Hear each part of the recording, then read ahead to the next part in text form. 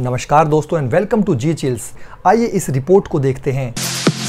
नमस्कार दोस्तों, जी चिल्स के इस इवनिंग ग्लोबल ब्रेकिंग अंक में आप सभी का स्वागत है। रेलॉस, इंडियन नेवी का आर्कटिक में सदाबहार एंट्री का सपना टूटा, मोदी पुतिन नहीं कर पाए समझौता। वियना में पीएम मोदी का भव्य स्वागत, चांसलर नेहमर ने गले लगाकर ली सेल्फी। भारत ऑस्ट्रिया दोस्ती में आया नया मोड़। मोदी पुतिन की दोस्ती के बीच बाइडेन का विस्फोटक ऐलान, रूस में हड़कंप। अमेरिकी चुनावी महाभारत, कमला हैरिस का ट्रंप पर तीखा वार, तानाशाही का खतरा।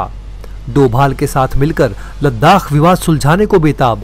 चीनी विदेश मंत्री वांग यी का बड़ा बयान। पाकिस्तान में नागरिकों की प्राइवेसी खत्म, आईएसआई को मिला किसी का भी फोन सुनने करने का अधिकार। भारतीय पर्यटकों ने तुर्की की किस्मत बदल दी, 34% की जबरदस्त बढ़ोतरी।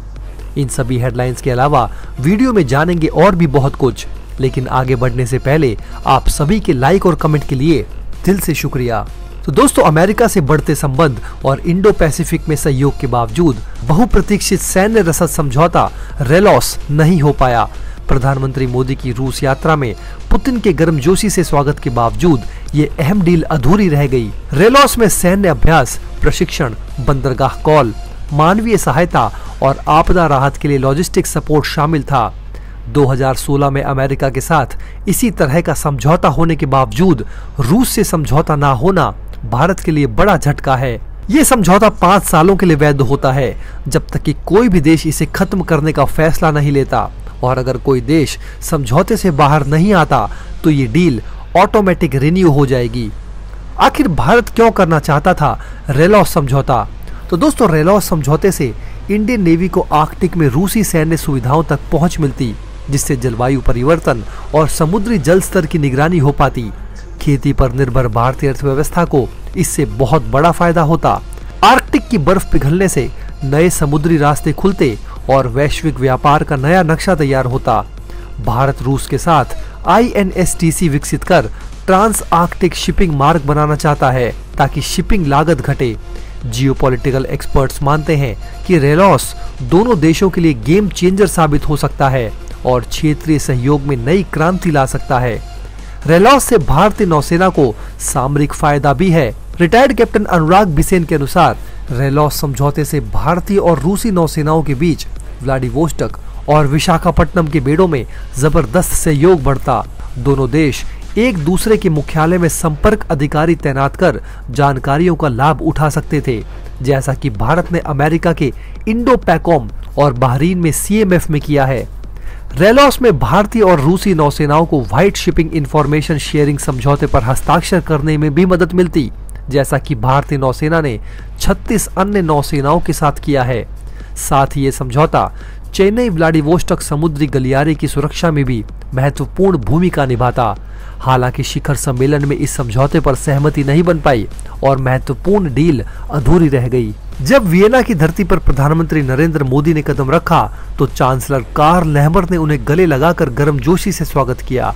चांसलर ने न सिर्फ पीएम मोदी से गले मिलकर सेल्फी ली, बल्कि इस यादगार पल को सोशल मीडिया पर शेयर भी किया। तस्वीरें वायरल होते ही हर कोई इस अनोखे स्वागत की चर्चा करने लगा।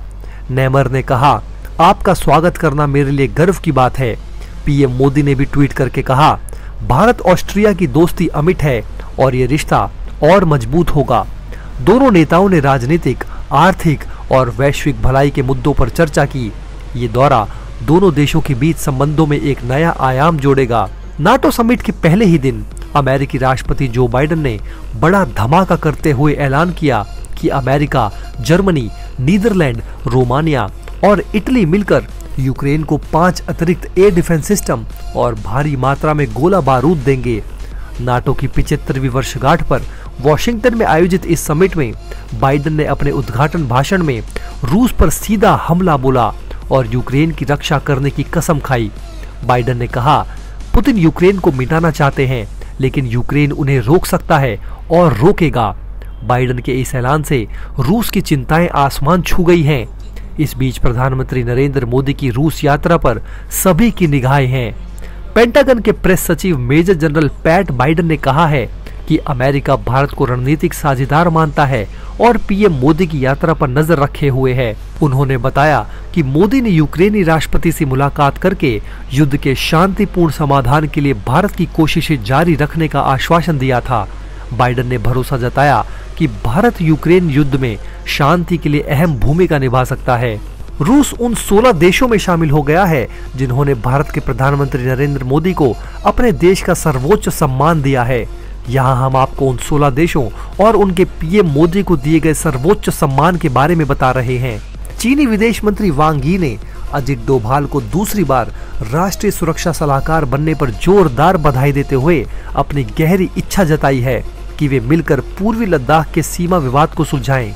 वांग यी, जो चीनी विदेश मंत्री और सीमा वार्ता तंत्र के विदेश प्रतिनिधि भी हैं, उन्होंने कहा कि चीन और भारत दुनिया के सबसे बड़ी आबादी वाले विकासशील देश और उभरती अर्थव्यवस्थाएं हैं। उनके अनुसार दोनों देशों के संबंध केवल सीमाओं तक सीमित नहीं है, बल्कि उनका वैश्विक महत्व तेजी से बढ़ रहा है। वांग यी ने जोर देकर कहा कि वे भारत चीन के नेताओं की महत्वपूर्ण सहमति को लागू करने, सीमा विवादों को सुलझाने और सीमावर्ती क्षेत्रों में शांति बनाए रखने के लिए अजित डोभाल के साथ काम करने को पूरी तरह तैयार हैं। ये बयान भारत चीन के बीच सहयोग की नई दिशा को दर्शाता है, जो वैश्विक स्तर पर महत्वपूर्ण भूमिका निभा सकता है। आगे बढ़ने से पहले चैनल को सब्सक्राइब करें, जागरूक रहें और सुरक्षित रहें। दोस्तों, भारतीयों की तुर्की घूमने का शौक तुर्की के पर्यटन उद्योग को नई ऊंचाइयों पर ले जा रहा है।